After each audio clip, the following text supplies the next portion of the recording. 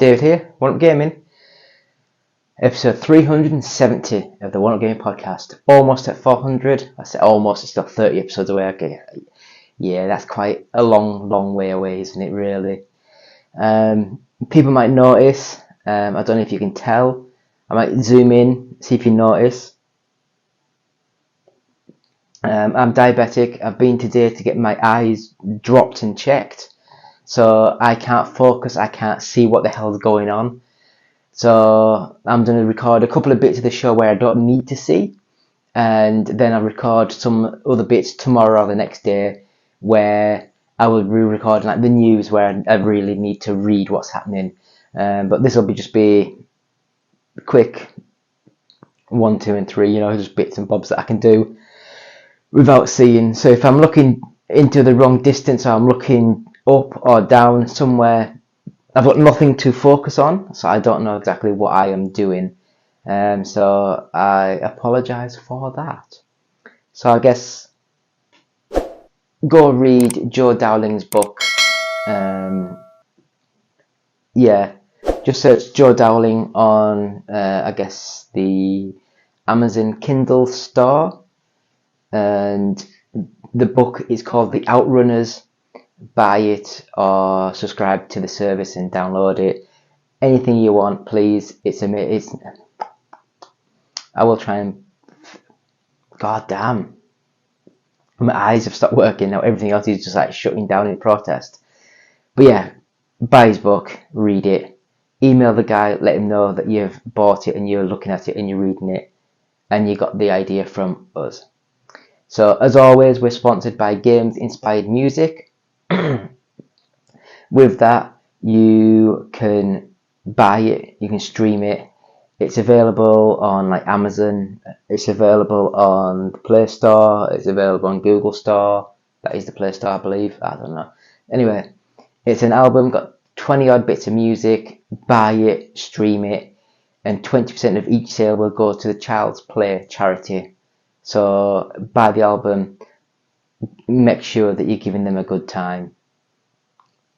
You can buy t-shirts similar to this from our Etsy store.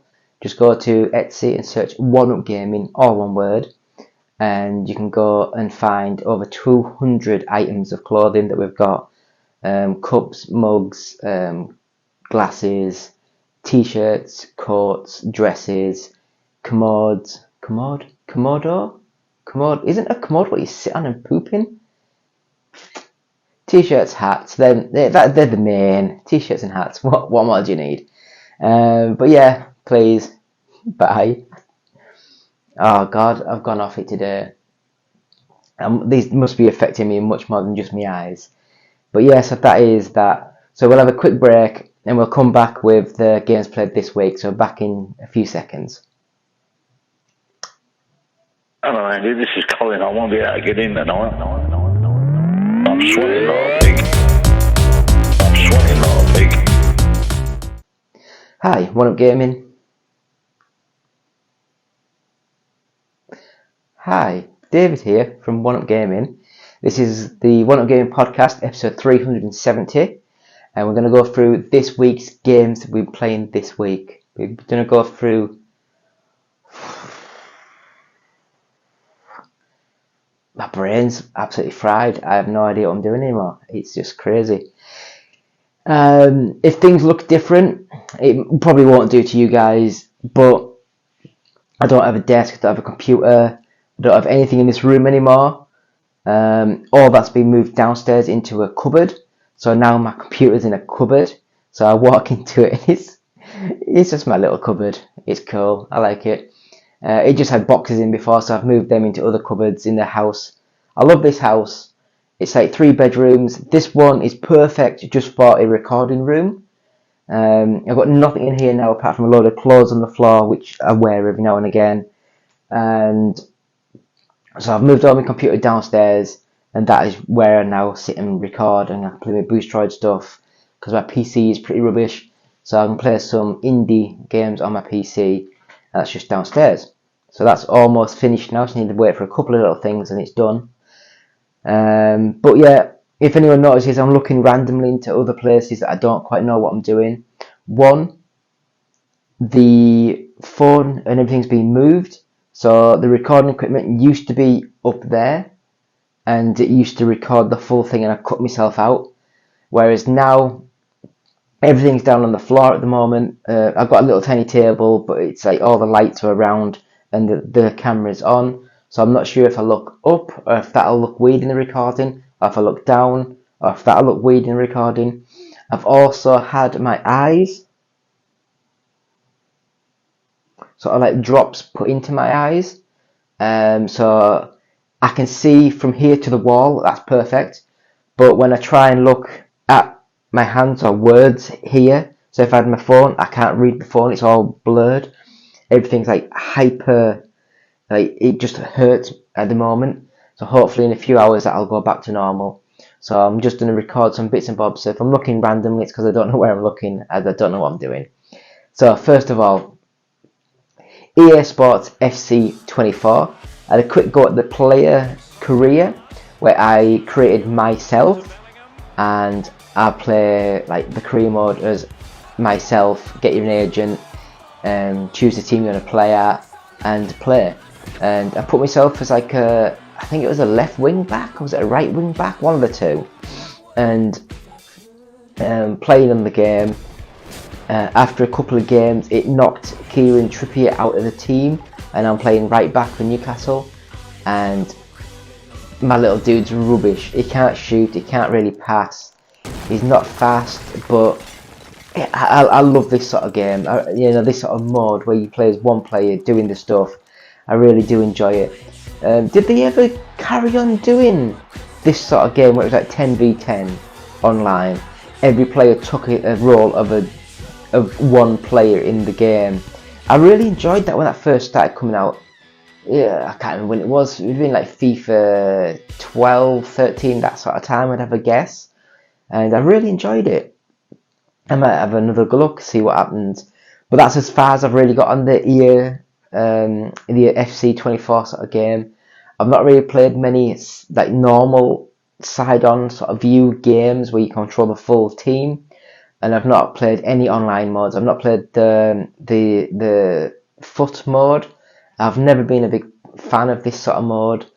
I might give more time into it, but obviously not now because I can't see a thing.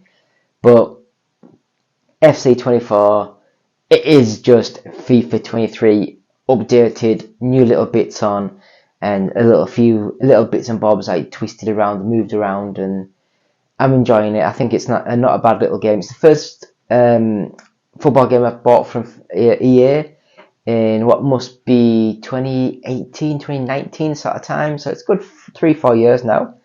But I'm enjoying it. I think it's a fun little game. So the next game we're playing this week is Golf vs Zombies. And this one, I assumed it was a proper, because I saw some screenshots, and I assumed you're playing golf and you play golf through a pitch, a field, what we're going to call it, a course, that sounds better, and you have to try and not stop, so be very quick to get you going, otherwise zombies will catch up to you and eat you. But what happens is, you hit the ball stops, and then as you get to the ball to hit the second shot, then 3 or 4 zombies come up through the ground. Then you have to move your character around, and you hit the zombies, and you have to hit them in the head, which would be alright, but I generally found that the turning circle wasn't fast enough, and whenever you're trying to hit the zombie, if they get 2 or 3 feet towards you, you can't hit the ball up at a high enough angle to hit the head. You're hitting them in the legs and the chest, and that's as high as it'll go. So you might as well just put the control pad down and just wait for you to be killed, because it is just annoying. It is a very basic golf game. Graphically, it looks like an early PS2 game, like a really dodgy PS2 game. I would say like a mobile sort of game, like on Unity. I've never been a big fan of the Unity engine, but they seem to be like what a lot of the budget games were made on nowadays. and I just think that it's not good enough to be a golf game, and it's not weird enough to be like the zombie game that it wants.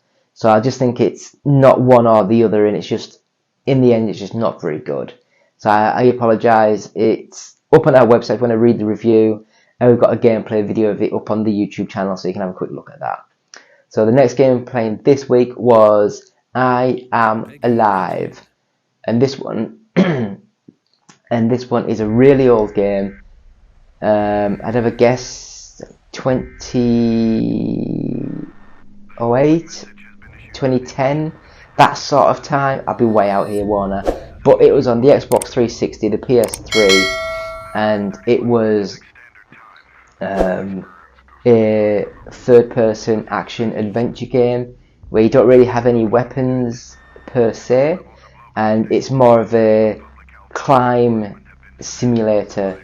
So like the level that I've just completed on the video is you're on the bridge and the bridge is destroyed, so you have to try and climb up and round and up and over obstacles, over cars, to get to the other side of the bridge.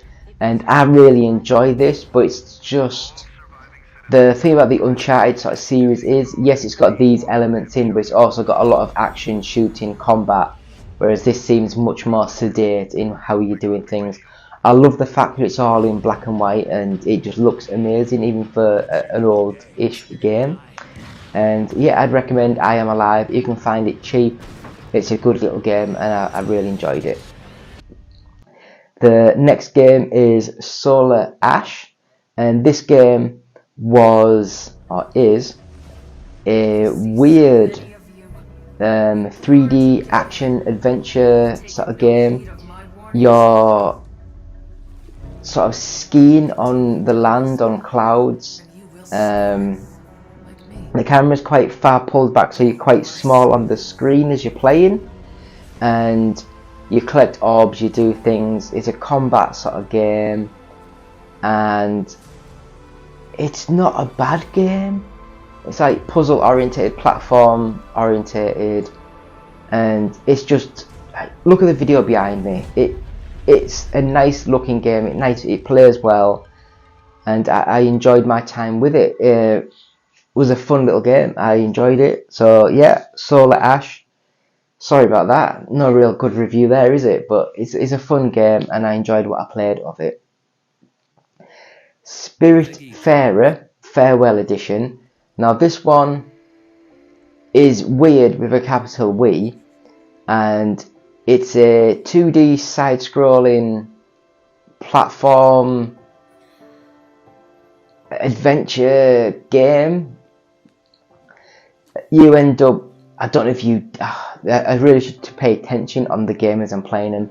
I don't know if you die and then you come onto this world where you're taking over someone else's job, and you have to keep things going, and it looks as though you get a boat and then you have to travel to other places with the boat to look after souls and things. It's very story driven, very much sit there and read 10 minutes worth of texts as people are talking, and then you skip over and then you move on to get onto the boat, get the ship going, go to the place you're going, talk to the person, do the little task. I enjoyed what I did, even though I didn't do much. I think the game is really fun without being a game, if that makes any sense. Hopefully the trailer behind me is showing a lot more than what I can sort of say. But we'll move on to the next game, and this is a game I can talk about because I'm not an idiot with this one. I kind of understood what I was doing, and this was Payday 2.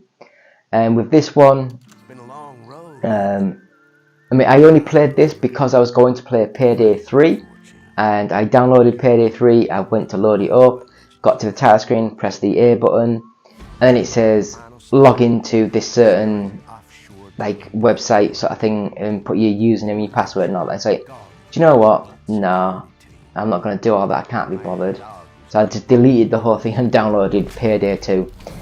And I got into a game, I played a game. It's a first person like heist simulator. where you have to break into the place, do the heist, get out of it without being caught, and it seemed a really good little game. I had no idea what I was doing. I didn't know what any of the buttons did. I didn't know what I was doing, to be honest. You can watch the videos like me, like half an hour just getting killed and just randomly walking around in circles, not knowing what to do. He said pick up some cards or some stuff, which I didn't have a clue what I was trying to pick up or what I was trying to do. So leave comments about how much of an idiot that I am. And Payday 2 is an easy game to get into, and I'm just stupid.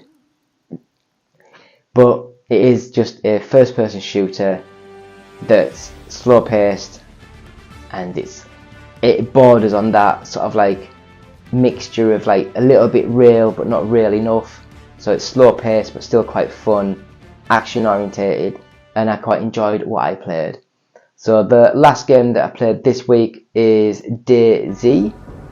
Now this one, it was a game that I wanted years and years and years ago, but when I went to buy it on my PC, I went to load it up and it was just like a black screen and stuff. So I just went onto Steam and said, it doesn't work. So they refunded the money years and years ago when it first sort of came out. And now, is it now a free to play, or was it a free to play? I can't remember now. I'm sure it was that one, unless I'm thinking of, what was the other one? PUBG, might have been PUBG. Anyway, DayZ. It's a third-person survival action combat game against a load of zombies. You spawn into the world wearing like shorts and nothing else. You have to find your clothing, you have to find your weapons, find money, find stuff to redo things, find the base, find other players to help team up, do all that sort of stuff. And yeah, I was quite shocked at how mediocre this game was. Having said that, it's probably a good 10-year-old now, and yes, they would have like updated things and redone things and jigged it around, but I'm quite shocked at how bad it looks, how ropey your animation is, how bad your physical interactions are with the world.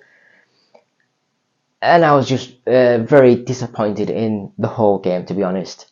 But I wouldn't recommend it. There's a lot of other free-to-play survival games which are a lot more modern, in my opinion, that play a lot better. So that's DayZ, and that's the last game we've been playing this week. So thank you all for watching. It's been me, David, from One Up Gaming, with episode 370 of the One Up Gaming podcast. We're going to have a quick break, and we'll be back with this week's news.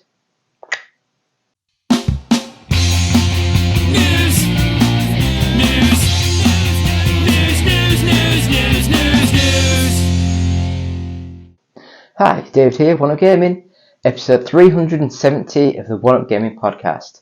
So I'll apologies now if I can't see something or something goes a bit skewy. I've had drops put in my eyes for my diabetic checky thing every year, so I can't really see much. I can see from one side of the room to the other, but when I'm holding my tablet to look at the screen, it's a bit blurred. So if I miss things, I do apologise. I'll record all the screens as I normally do, but just bear in mind, and we'll run through this as quickly as we possibly can because I've got a cracking headache and everything's burning my eyes. So we'll go straight into the first bit of news we've got this week, and that is Counter-Strike 2 players express disappointment as many of CSGO's key features disappear. So after a surprise announcement earlier this year, Valve surprised players once again by suddenly releasing Counter-Strike 2 as an update to Counter-Strike Global Offensive on Wednesday after a long beta period. Along with several new gameplay aspects, Counter-Strike 2 brings a few major changes like weapon refunds and overhauled graphics to the model that helped its predecessor become one of the most played Steam games of all time. Unfortunately, quite a few players, though, the original Counter-Strike Global Offensive was completely replaced by Counter-Strike 2. Aside from being able to play offline demo, which seems to be missing quite a few beloved features from the original game, now players caught off guard taking to Reddit and X to share their concerns about the game's current state. Just hours after CS2's release, players began taking note of missing features. Oh god, I can't read that.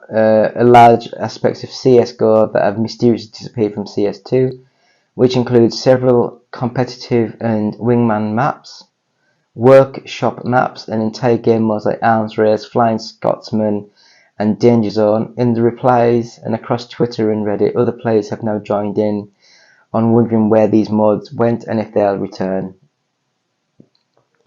And then it just goes through some of the bits and bobs of people talking about the games, like what it's missing. Hopefully, will they get new bits and bobs? And that, my friends, is the news for Call of Duty 2. No, it's not Call of Duty. Oh my god. I'm sorry, my eyes hurting. CSGO, Counter-Strike. So, what do you guys think? Are you interested in the Counter-Strike sort of games, or have Valve lost you now that they've done this sequel that's just not? It's just like missing a lot of the core features of the old game. But we'll see what happens. So we'll go into the next bit of news. The writer's strike is over. What that means for The Last of Us, Stranger Things, and more. Well, it's official. The most recent writer's strike is over after reaching a tentative deal with Hollywood studios. The leadership of the Writers Guild of America unanimously voted to accept a new 3-year contract, which includes major gains in the areas of artificial intelligence, streaming data transparency, and minimum room sizes. Minimum room size? While the WGA's membership still needs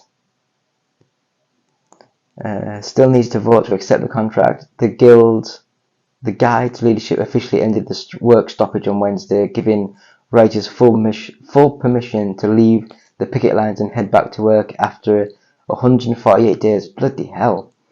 That means that the development that was halted all the way back in May can now continue, but there's a slight catch. Hollywood actors remain on strike, although they're set to resume negotiations with the Alliance of Motion Picture and Television Producers, which represents Hollywood studios. Next week, we have no idea if that will lead to the end of the media work stoppage. So what this means is that while the work of writing can be done, from early development to script rewrites, filming that involves actual actors, which is most of it, cannot. So what does that mean for you, who just waiting for the final season of Stranger Things or Superman Legacy? Let's break it all down as best we can. Blah, blah, blah, blah, blah. In the very short term, the major late night shows are an obvious thing to point to, as they were impacted the most when the strike was called, with writers working daily to keep up with current events in time for the episode's evening air times. They're also the first to bounce back. Several late night hosts, including Jimmy Fallon, Stephen Colbert, Seth Meyers, and Jimmy Kimmel, all announced that they're returning next Monday, October the 2nd, preparing to release their first non-rerun episodes in 5 months. While John Oliver's Last Week Tonight Will Also return this Sunday. The 5 hosts who launched a podcast together in August in benefit of the Hollywood strike announced the news in an enthusiastic comedians. Okay, but when am I getting The Last of Us season 2? If they haven't even started filming it yet, I'd say like another year. As far as the biggest scripted series, those can now continue with development, with the aforementioned caveat of not being able to continue filming what would involve actors. The Last of Us second season, for example, was still deep in the writing process when the strike was called in May, and showrunner Craig Mazin has been open about the eagerness to return to the scripts. In July, he said he was keen to keep season 2 on track for 2025. Sure enough, he posted. Yeah, so I thought it'd be another year or so. Stranger Things was near the finish line writing wise, with filming to begin in June, according to star David Harbour. Duffer Brothers, however, were quick to come out after the WGA strike was called and pointed out that while writing does not stop when filming begins, setting the record straight that they would not move into production amid the writers' work stoppage. Via reports on X, however, Stranger Things writers team confirmed that they have returned to work post-strike with a simple way back. They've also shared what are technically some first looks at season 5 in the form of fairly silly pre-VS shots, which, despite being a little unserious, are still very cute. Okay. Yeah, so basically it just means that they can start writing now, and so anything that wasn't already started, it's going to be another year or two out. So let us know, are you excited for all these new updates? Are you excited for all this stuff happening? Are you still a bit bummed that it is going to take another year or two before some of these things do come out? Anyway, PlayStation boss Jim Ryan to retire next spring. Jim Ryan, who's been president and CEO of Sony Interactive Entertainment since 2019, is retiring in May 2024. The news first broke via a post on X from Bloomberg's Jason Schreiber, before Sony confirmed it with their own announcement shortly after. Hiroki Totoki will assume the interim CEO role starting on April 1st, 2024. The Sony Group Corporation President, COO and CFO will also become chairman of SIE, stating next month to support Mr. Ryan in his transition. Additionally, Sony said it will work closely with Sony Group Corporation Chairman and CEO Yoshihiro Future. After 30 years, I've made the decision to retire from SIE in March 2024. I've relished the opportunity to have a job I love in a very special company, working with great people and incredible partners, but I found it increasingly difficult to reconcile living in Europe, working in North America. I will leave having been privileged to work on products that have touched millions of lives across the world. PlayStation will always be a part of my life, blah blah blah. Yeah, so it's news just come out of the blue. You know, it really is. Now, don't get me wrong, I think that some people are in jobs way too long, and I think maybe he was in the job 5 years too long. If it had come out, because like some of the stuff that's come out when they were trying to stop the Microsoft acquisition, just seemed as though he's like he'd do anything he could to just knacker up other companies, which I get, I really do get, I understand that, but still, it doesn't make you look a nice person. So anyway, move on to the next bit of news. Cities Skylines 2 on PS5 and Xbox Series X and S suffers big delay. Refunds have been offered. So it's basically it was planned October, but now it's been pushed back to spring 2024. Publisher Paradox Interactive and developer Colossal Order. I apologise again, I've had my eyes done, I can't read.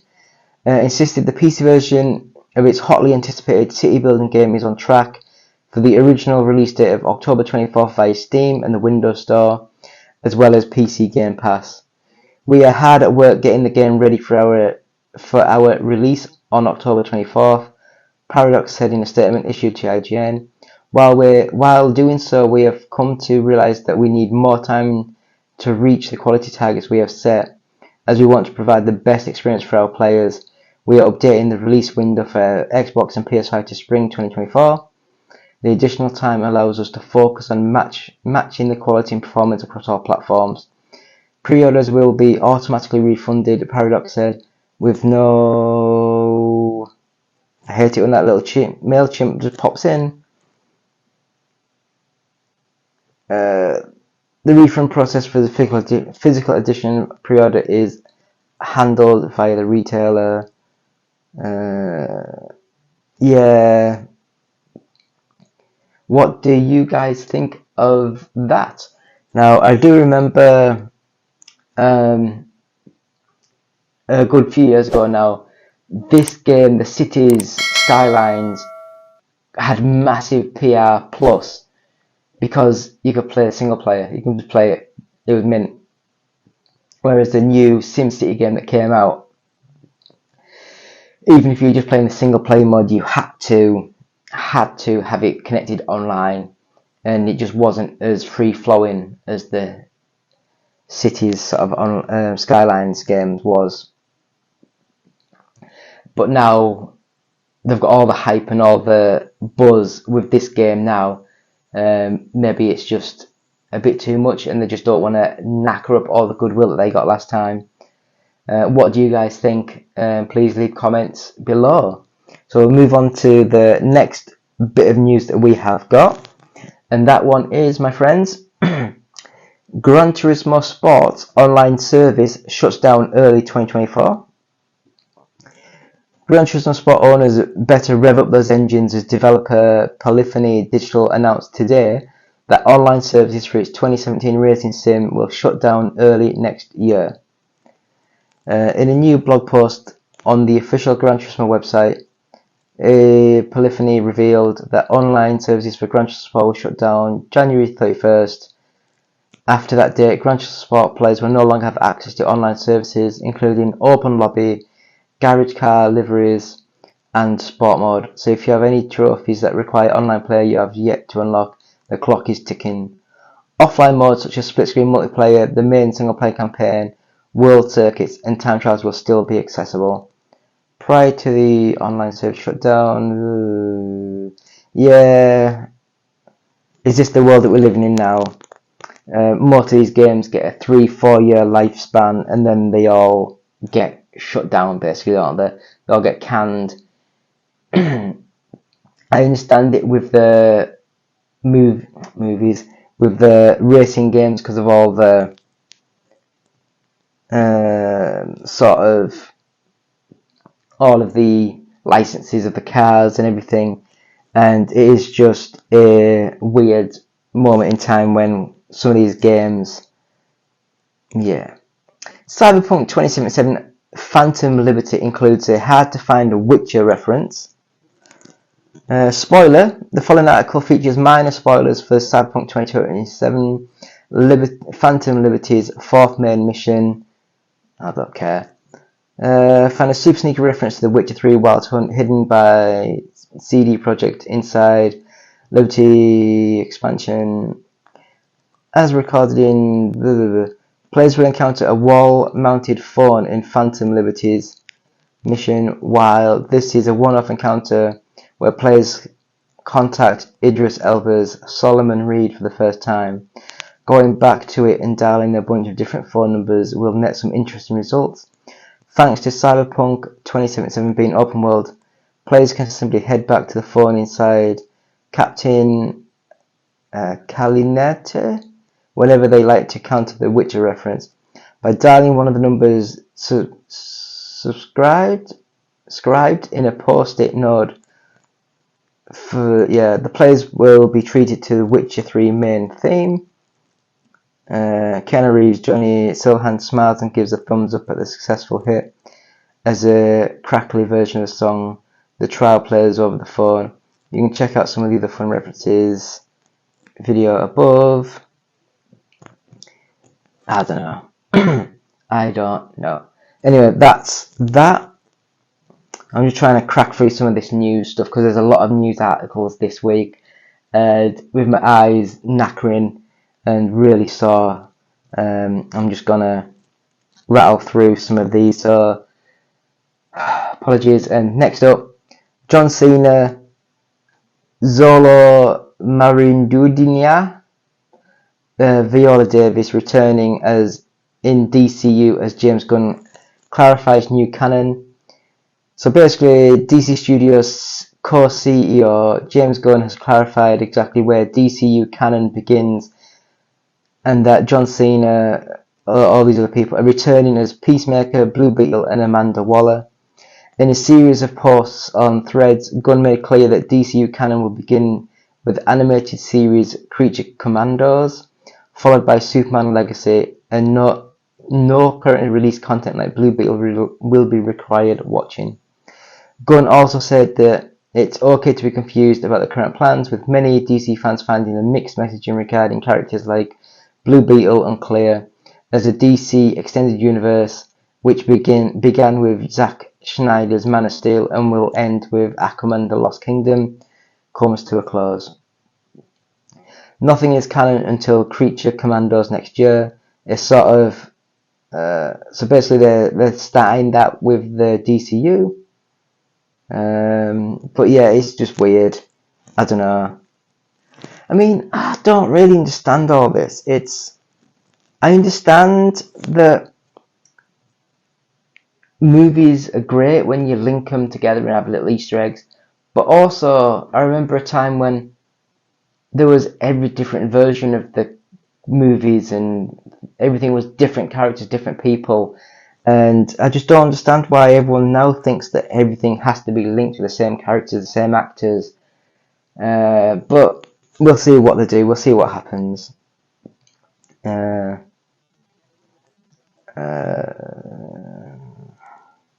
I will just mention this quickly, and when I say quickly, I'm just going to set the screen recording. And a movie about OceanGate's tragic submersible implosion is being developed, and it's only been 3 months since the tragedy. Just 2 weeks after announcing a new docu-series based on the tragedy of OceanGate's Titan submersible is in the works, Mindright Entertainment revealed a fictional sister project of the same name is also set for development, as reported by Deadline today. Titled Salvaged, the narrative feature will explore segments of time before the submersible deployment, during the search for the vessel, and after the Titan's wreckage is uncovered. According to Deadline, the Blackening producer E. Brian Dobbins is on board to co-produce. That's as much as I want to read about that, because I think that's quite a gross thing to do this early, this quickly. It's alright if you're making a full documentary about it, because you need to get into these things, but to make like a dramatized version of it just to sell, I think that's pretty gross. I really do. But anyway, we'll move on to the next bit of news. The Marvel's runtime confirms it's the MCU's shortest movie ever. It's official, The Marvels is the shortest film in the Marvel Cinematic Universe. A new listing on AMC Theatres revealed that the upcoming superhero team-up clocks in at just 105 minutes long. That's a brisk 1 hour and 45 minutes.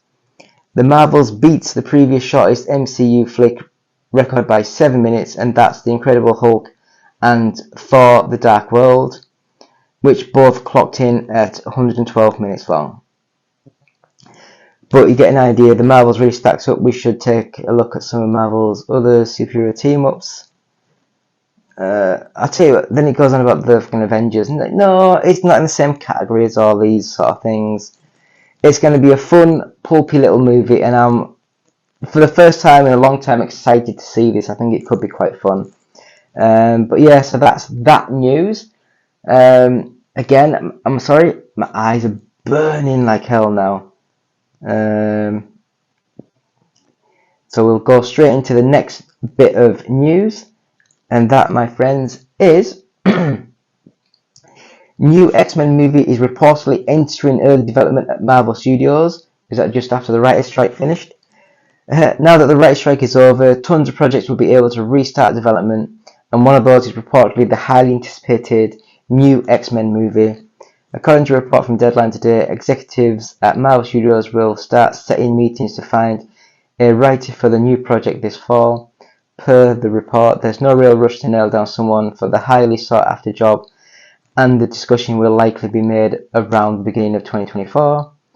While movie looks for writers might not seem like a big deal at first, this is the first real piece of development news we've gotten on a full-blown X-Men film since Disney completed its acquisition of Fox and all its Marvel rights with it. We've seen Patrick Stewart's Professor X in last year's Doctor Strange, The Multiverse of Madness, and Hugh Jackman's Wolverine will make his return in the upcoming Deadpool 3, but details have been scarce on the completely new X-Men film. Yeah. What do you guys think? Sorry, I'm reading some stuff, some things that I'm going to miss out on and some things that I was going to sort of like carry on with. But yeah, we'll move on to the next bit of news, and one that I'm excited about. Scott Pilgrim takes off first clip, shows Scott renting a Netflix DVD to see Ramona Flowers. Netflix's Scott Pilgrim Takes Off anime series has received a new clip that shows Scott renting a Netflix DVD in hopes of running into Ramona Flowers as she is one delivering the discs. Scott Pilgrim Takes Off and all of its 8 episodes will be released on Netflix on November 17th, and this clip features many of the characters who are returning to the franchise after first starring in Edgar Wright's 2010 Scott Pilgrim vs. the World. You can check out the trailer. Blah, blah, blah. First up, we see Michael Cera's Scott talking to Aubrey Plaza's Julie Powers, who reveals Mary Elizabeth Weinstead's Ramona Flowers is currently working as a delivery person for Netflix. He then goes online using the World Wide Web to order a DVD from Netflix with the help of Kieran Culkin's Wallace Wells. He ends up searching for a video starring Chris Evans' Lucas Lee and waits day and night for Ramona to deliver his DVD. I loved the first movie, and I'm eagerly anticipating this, this sort of series. It looked great. I loved the art style. I loved all the people coming back to the voices, and I'm just in awe of this. So hopefully it'll do well.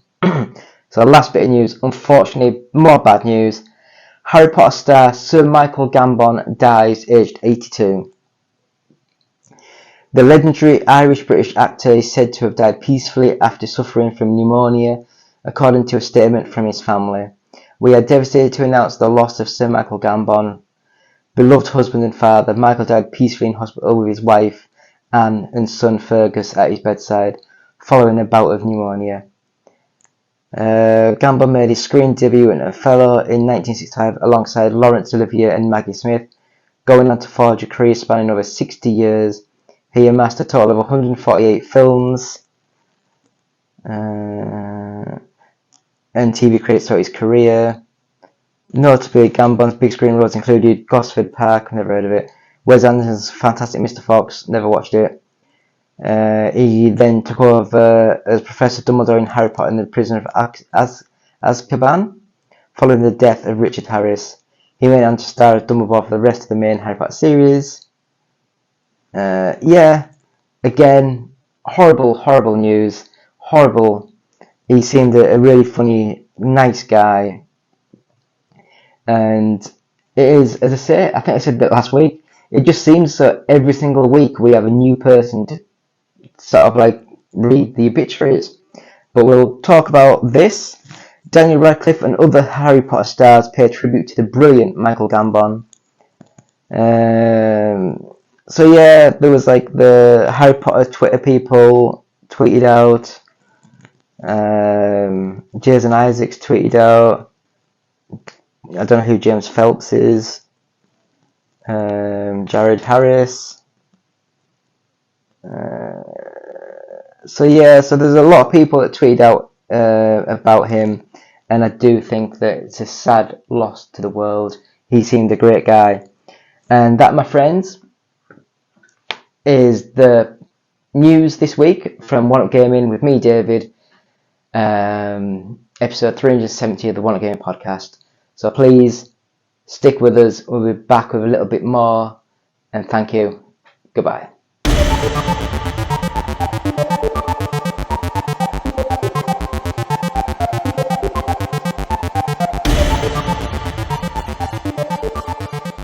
Hi, still David, still One Up Gaming, still episode 370 of the One Up Gaming podcast. This is this week's UK Top 40 charts from GFK, and we'll go straight into it. Sorry about last week, that was really rubbish. But anyway, number 40 is Payday 3. Number 39 is Cobra Kai 2 Dojo's Rising, which I thought was horrible. 30 is Lego Harry Potter Collection. Number 37 is the Resident Evil 4 Remake. 36 is Pikmin 1 and 2. Number 35 is Lego Star Wars The Skywalker Saga. 34 is Starfield. 33 is Fair Farm. Just got codes for that, so we'll see what that game's like. 32 is Mario Party Superstars. Number 31 is FIFA 23.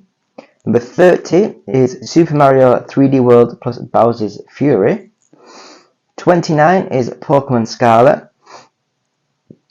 Number 28 is Final Fantasy 7 and Final Fantasy 8 Remastered Twin Pack. Number 27 is Grand Theft Auto The Trilogy The Definitive Edition. 26 is Dark Souls Trilogy. 25 is Super Mario Odyssey. 24 is Saints Row. 23 is New Super Mario Bros. U Deluxe. Number 22 is Pokemon Violet. And at number 21 we have Pikmin 4. And then we have the top 40. No, that'd help if I say we have the top 20 now. So number 20 is Diablo 4. Number 19 is Lies of P. Number 18 is Street Fighter 6. Number 17 is Nintendo Switch Sports. 16 is Red Dead Redemption 2. 15 is Cyberpunk 2077. 14 is The Crew Motorfest. 13 is Animal Crossing New Horizons. 12 Mario plus Rabbids Kingdom Battle. 11 is The Witcher 3 Wild Hunt Game of the Year Edition. Number 10 is The Witcher 3 Wild Hunt Complete Edition. Number 9 is Call of Duty Modern Warfare 3. Number 8 is Star Wars Jedi Survivor. Number 7 is Minecraft. Number 6 is The Legend of Zelda Tears of the Kingdom. Number 5 is Grand Theft Auto 5. Number 4, Mario Kart 8 Deluxe. Number 3, Hogwarts Legacy. Number 2, Mortal Kombat 1. And banging at number 1 is EA Sports FC 24. And that is thank you so much to Games Press and the GFK Entertainment Software Charts, all formats. So that, my friends, is that. So, I don't know what I was doing then, I just got completely froze. Thank you all for watching. It's been me, David, Want Gaming, with the UK Top 40s, whatever. Yeah, thank you. I don't know what I'm doing. I don't know. So that was this week's Top 40. Please go to our website, oneupgaming.co.uk. Check out our website, look at some news, look at some reviews, look at some features we've got up on there. We've also, you can watch us live on Twitch. Go to twitch.tv. Twitch.tv. I think it'll be like /OUG official or /OUG UK. One of the two. I can never remember. I've got to write this down. I'm an idiot. Please check and do it. Follow us on YouTube. Like, share, bell, comment. Over 2,000 people now. So please, thank you. It's been great. Looking for more comments, more things happening in the community.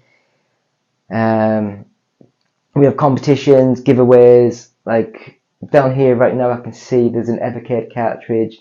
There's a T-shirt that we've got there to give away just on the floor. We have Steam codes. We have Humble Bundle codes. So please leave comments and stuff.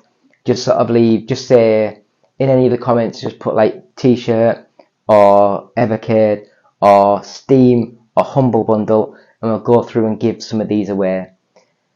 Episode 370 of the One Game Podcast. If you're watching this, subscribe to us. If you're listening to this, please subscribe to the podcast and leave comments, leave reviews, leave stars, all that kind of good stuff. Really helps when people are looking for podcasts. And that, my friends, is episode 370 of the One Up Gaming podcast. So thank you all. Goodbye.